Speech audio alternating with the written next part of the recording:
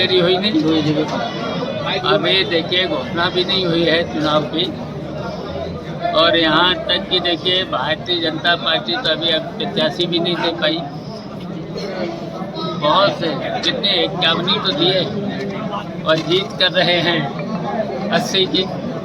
तो हम इसलिए आपको बताना चाहते हैं, समाजवादी पार्टी और इंडिया गठबंधन 80 सीटें भारतीय जनता पार्टी को हराने का काम है।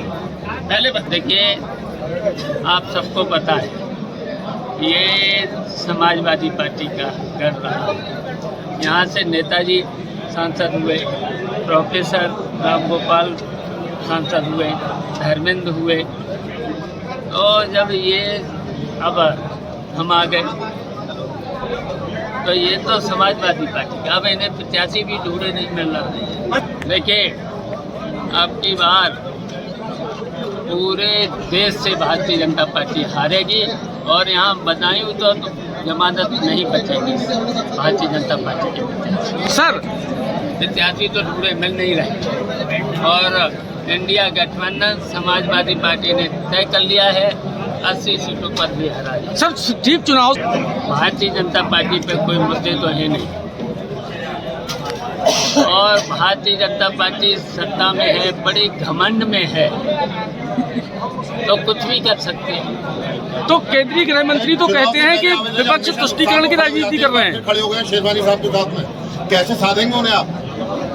देखिए अब हम आ गए, सुखपाल सिंह यादव आ गए यहाँ, तो सलीम शेरवानी हमारा साथ देंगे, और जो भी रहे हैं उनको सबको हम ठीक कर लेंगे, मना लेंगे। जनता की भावना तो देखिए सब साथ रहेंगे, सलीम शेरवानी हैं, जितने भी नेता हैं सबको मना लेंगे, उनके घर चले जाएंगे और सब ठीक रहेंगे।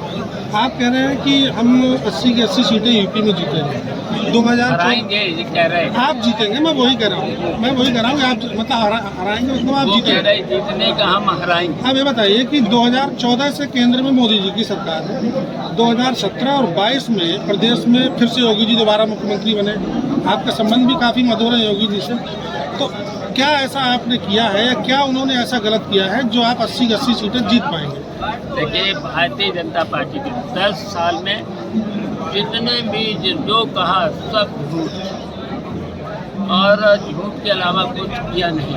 अब यही बता दूं, बधाई में हम बता दूं, एक काम इनका बता दूं, और समाजवादी पार्टी के जब नेताजी से लेकर प्रोफेसर से धर्मेंद्र से लेकर कितना विकास हुआ है, तो यहाँ एक काम बता दूं।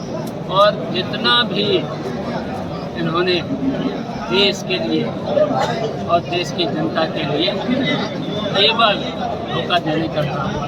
चुनाव से पहले समाजवादी पार्टी के गठबंधन में है कांग्रेस पार्टी, अभी स्वामी प्रसाद मौर्य से मुलाकात हुई है उनकी एक पार्टी के बड़े नेता की, तो क्या कयास लगाए जा रहे हैं कि स्वामी प्रसाद मौर्य शामिल हो सकते हैं गठबंधन में? अब कांग्रेस में हो जाए तो ठीक है, क्या है नहीं, आप गठबंधन में स्वागत करेंगे? देखिए कांग्रेस में आ जाएं तो ठीक है। सर चुनाव से पहले अयोध्या जाएंगे?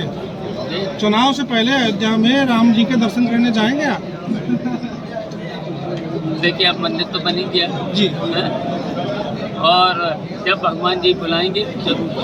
सर रामनाथ कोविंद जी की अध्यक्षता में वन नेशन वन इलेक्शन पर 1,85,000 पन्नों की एक रिपोर्ट सौंपी गई है, तो आप इसे किस रूप में देखते हैं? क्या देश में एक ही चुनाव होना चाहिए? अब देखिए भारतीय जनता पार्टी, मैंने पहले ही बोल दिया, बड़े घमंड में है भारतीय जनता पार्टी। नहीं तो कई राजनीतिक दलों के साथ वार्ता करने के बाद ये रिपोर्ट तैयार हुई है ना सर? उन्होंने देखिए जितने वादे किए सब ठुकरे निकले, अभी तक इनका कोई वादा पूरा हुआ नहीं, केवल देश की जनता को भ्रमित किया, उससे देश बहुत पीछे गया और जनता को कोई लाभ नहीं मिला है भारतीय जनता पार्टी। और भारतीय जनता पार्टी जब बड़े सत्ता में है, बड़े घमंड में है, तो कुछ भी कर सकते हैं।